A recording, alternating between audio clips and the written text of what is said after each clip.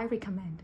WeChat. No, it's not WeChat. Hello, my beautiful stars. So happy to see you back to this extremely popular YouTube channel. You know, we are talking about something that a lot of people are talking, but I would still think a lot of people also don't want to watch videos about this kind of topic. I don't care. We are still talking, and that's the key. Why not to share with you 3 apps I would never delete if I lived in China.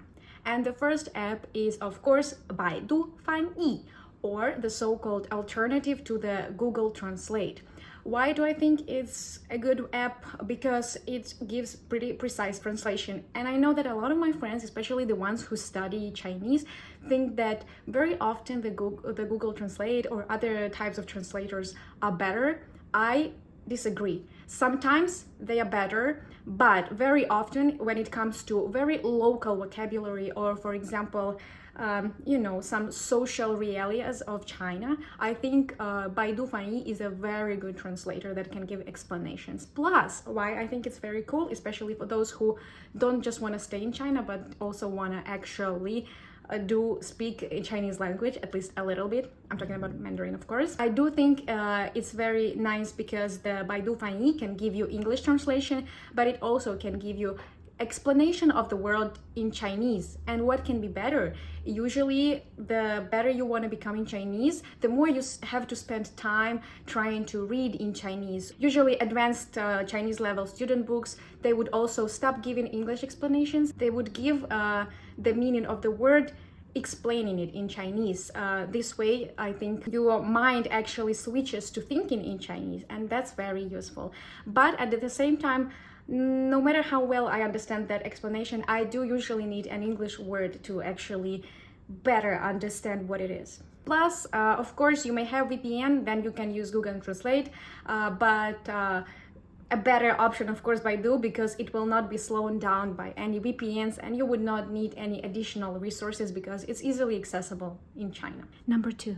Gaode Ditu. And here, listen to me. A lot of my friends would say that they use Baidu Maps. Not only my friends, most people in China actually use Baidu Maps. And here it's my personal subjective opinion. I don't know for what reason, but somebody told me in China that I should use Gaode Ditu, and I started using it. And that's the story. Basically, from that time, I just was using Gaode Ditu, Gaode Maps. A map is sometimes translated. And is it very different from Baidu Maps? I actually don't know, because I never used Baidu Maps as a navigator. I used Baidu Maps to find locations, which is very good. It's like literally almost the same as Google Maps, very easy to use, can lead you anywhere, give you instructions. But for some reason, I was using very often, for example, Gaode Ditu when I was riding a bike, and I would even just put my phone in the pocket and put on my headphones to listen to the instructions, and it's like a navigator, always very useful, always could find everything. I just loved it, but I guess for many people, it would share its position with Baidu Maps. I guess it's more about personal preferences. And here I'm sharing from my experience, because I've been using a map, Gaode Ditu, for years, and it was always very reliable, very useful for, finding how to get somewhere, how to use public transport, how to ride a bike. It was always very convenient for me. Therefore, I recommend. 3. WeChat. No, it's not WeChat, because it's like a must. It's like WeChat, you don't even have it.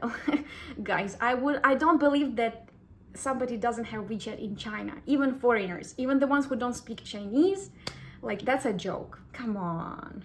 At least if you are staying there, not maybe as a tourist, tourists probably don't have, but if you are temporarily staying more than a month, at least I would say, of course, you should have WeChat.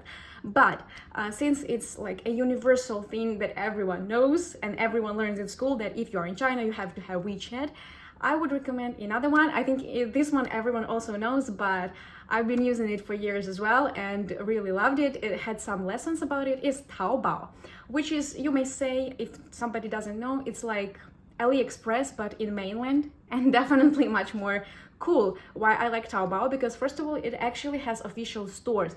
I was even able to find there some Scandinavian official brands that are not, for example, present here in the Canadian market, which is very interesting. It's like a marketplace, but there are also brands. So this is very nice. Of course, when I just downloaded this app, I didn't understand anything. Of course, you have to speak Chinese to be able to use it.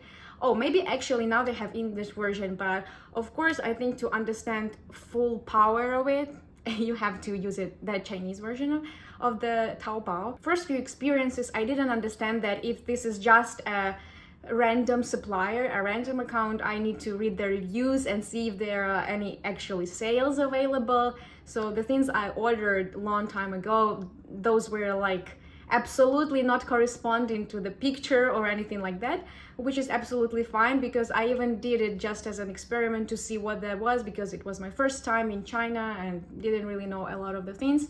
But later on, I would say, yeah, it's very convenient, fast delivery and everything, and you can buy anything on Taobao. You can find any type of things you want, prints if you like art, a lot of home decorations. But as I also mentioned, you can buy expensive brands there, because official stores also have stores on Taobao and sometimes on Tianmao. I do know that these are very widespread apps in general, but these are the ones, like, they were a crucial part of my everyday life for many years in China, and I would never delete them. They made life so convenient, so useful, and of course they are very easy to use. Guys, please let me know. Guys, please share which apps you would never delete if you were living in China.